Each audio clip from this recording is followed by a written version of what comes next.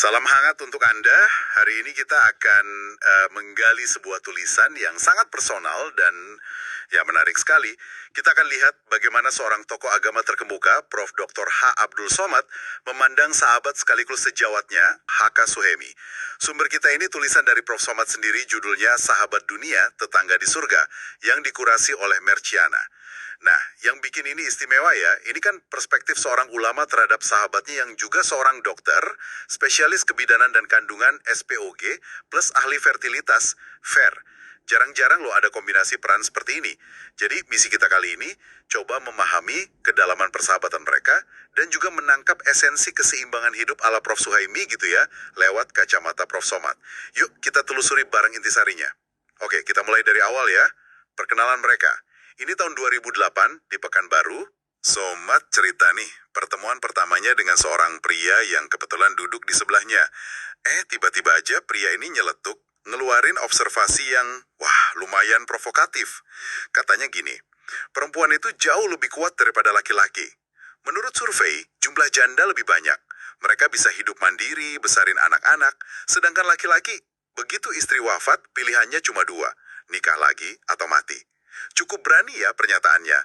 Prof. Somad sampai menjulukinya gurauan bergizi. Jadi celetukan ringan tapi ada bobotnya gitu. Langsung bikin penasaran. Ternyata, pria itu adalah Profesor K. Suhemi. Iya, cara penyampaiannya itu emang langsung ngena ya. Sebuah observasi sosial, mungkin dari pengalaman klinisnya atau ya pengamatan sehari-hari aja, tapi dibungkusnya pakai humor santai, itu nunjukin kecakapan komunikasi yang efektif banget. Nggak terkesan menggurui, tapi malah ninggalin kesan kuat dari awal. Istilah gurauan bergizi dari Prof. Somad itu pas banget. Kadang celetukan gitu lebih nempel kan daripada nasihat formal. Betul. Itu kesan pertama yang membekas banget. Nah, sejak saat itu, Prof. Somad mulai kenal Prof. Suhemi lebih dalam. Beliau ini ternyata bukan cuma dokter spesialis yang disegani, tapi juga seorang pendakwah yang aktif. Bahkan punya jadwal ceramah rutin loh di Masjid Agung An-Nur, Pekanbaru. Gaya ceramahnya, kata Prof. Somad, santai, gampang diikuti, tapi isinya, wah, dalam. Di sisi lain, Prof. Suhemi ini juga praktisi ya. Beliau mendirikan Rumah Sakit Pekanbaru Medical Center atau PMC. Nah, ini dia perpaduan peran sebagai praktisi medis sekaligus pendakwah ini memang fenomena yang menarik untuk dicermati ya. Jadi mikir kan, gimana seseorang bisa mengintegrasikan dua ranah yang seringkali ya dianggap beda gitu, sains kedokteran yang empiris sama keyakinan spiritual agama dalam kehidupannya sehari-hari. Apa ini dua hal terpisah atau malah jadi sinergia saling memperkaya gitu? Mungkin pas nanganin pasien itu ngasih perspektif kemanusiaan yang bikin dakwahnya lebih dalam. Atau sebaliknya, nilai spiritualnya nuntun praktik medisnya. Bisa jadi kan? Pekanbaru Medical Center PMC. Kata Prof. Somad sih, masjid ini bukan cuma pelengkap fasilitas rumah sakit biasa. Fungsinya integral banget. Dari masjid inilah, tausiah atau ceramah agama itu disiarkan langsung pakai sistem audio ke kamar-kamar pasien. Tujuannya jelas banget, mau menghadirkan nuansa ketenangan batin, ya, dukungan spiritual buat mereka yang lagi proses penyembuhan. Prof. Somad bahkan punya pengalaman pribadi waktu ngisi kajian di Masjid PMC itu. Beliau gambarin suasananya tuh khas banget, apalagi pas sholat tarawih di bulan Ramadan. Ada tradisi hataman Al-Quran, 1 juz per malam. Terus desain lingkungannya itu loh, diperhatiin banget. Dikelilingi aliran air jernih, ada suara gemericik air dari tepi atap kayak tirai hujan tipis gitu. Ada juga kolam sama ikan-ikan besar yang berenang tenang. Wah, pengalaman ini sampai bikin Prof. Somad ngerasa seolah sedang mengaji di tengah deras rahmat Allah. Luar biasa ya. Ini implementasi yang unik banget, bagaimana elemen alam dan desain arsitektur itu sengaja dirajut buat bangun atmosfer spiritual yang kuat. Di tengah lingkungan medis lagi. Betul. Kalau kita lihat polanya, ini kan sejalan banget ya sama konsep yang makin diakui nih di kesehatan modern, healing environment atau lingkungan penyembuhan.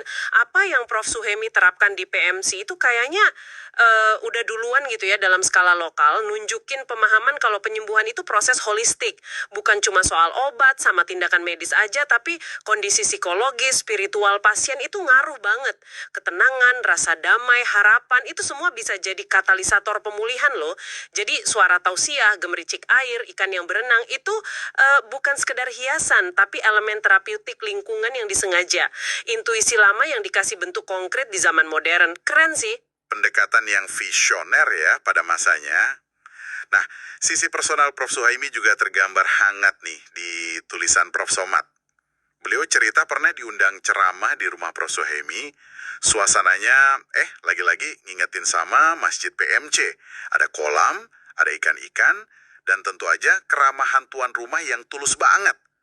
Prof. Suhaimi bahkan sempat bercanda akrab, Ustadz pilih saja ikan mana yang Ustadz suka. Candaan ringan gitu kan, nunjukin kehangatan personal, udah nggak formal lagi. Tapi ya, di balik suasana santai dan ramah itu, Prof. Somad ngutip pepatah Melayu yang dalam maknanya. Orang baik membuat kita berpikir panjang.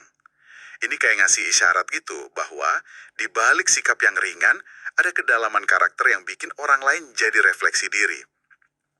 Selain ramah, Prof. Suhaimi juga dikenal sebagai sosok yang praktis, nggak bertele-tele.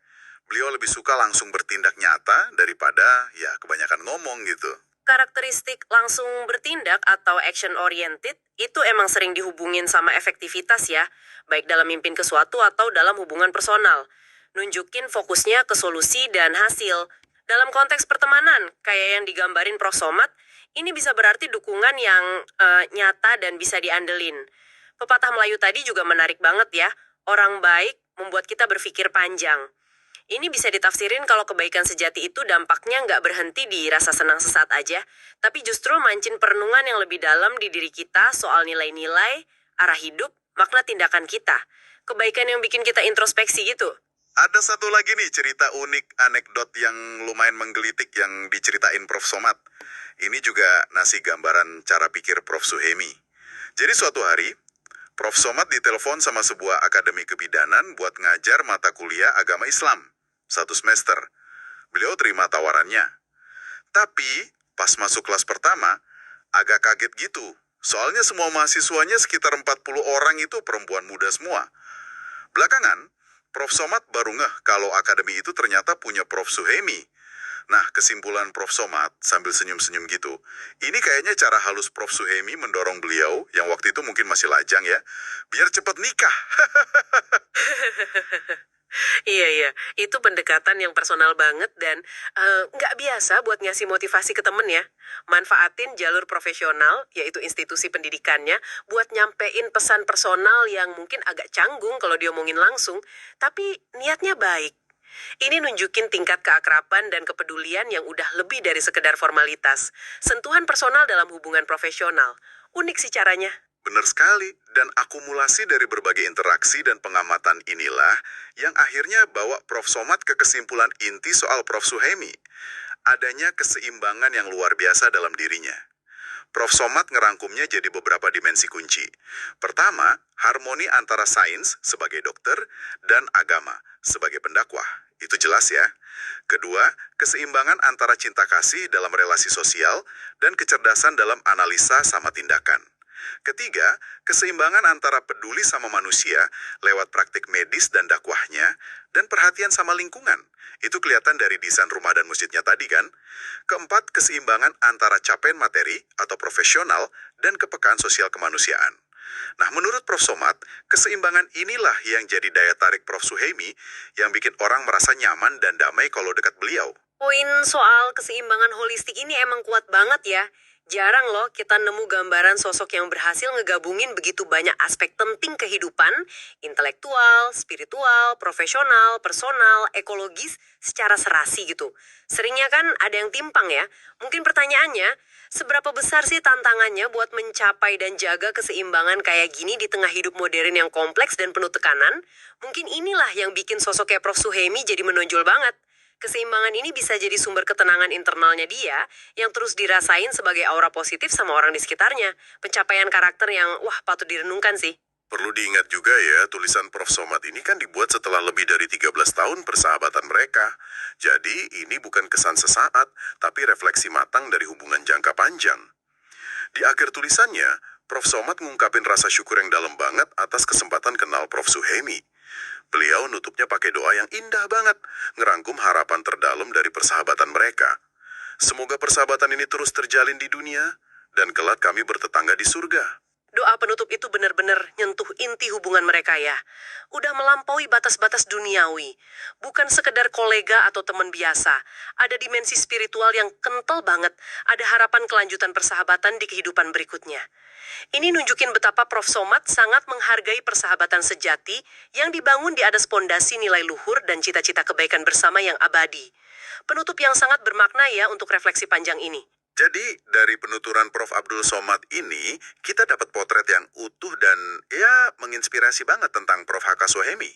Seorang dokter pendakwah dengan pertemuan awal yang unik lewat gurauan bergizi tadi, seorang visioner yang bikin oase spiritual di lingkungan medis PMC. Pribadi yang hangat, ramah, tapi juga tegas dalam tindakan. Dan yang paling utama, contoh nyata tentang pencapaian keseimbangan hidup yang holistik. Lalu, apa relevansinya buat Anda yang menyimak? Ini adalah cermin tentang indahnya persahabatan yang tulus dan wawasan tentang gimana sih cara mengintegrasikan berbagai peran dan nilai dalam hidup secara harmonis. Tepat sekali, tulisan ini kayak ngebuka jendela langka buat kita ya. Ngeliatin gimana dua individu dengan basis keilmuan kuat, satu di agama, satu di sains, bisa jalin persahabatan yang saling hormat dan saling memperkaya. Ini ngingatin kita buat ngeliat sesama secara utuh, nggak cuma dari label profesi atau satu identitas aja. Sekaligus negasin nilai-nilai universal yang terpancar, keseimbangan, ketulusan, kepedulian pada sesama dan alam, serta integrasi spiritualitas dalam keseharian. Penting banget itu. Nah, sebagai penutup, mari kita simpan satu pertanyaan buat direnungkan ya. Ngelihat gambaran keseimbangan dalam diri Profesor Suhaimi antara sains dan agama, profesi dan spiritualitas, tindakan dan kepedulian lingkungan, pertanyaannya buat Anda.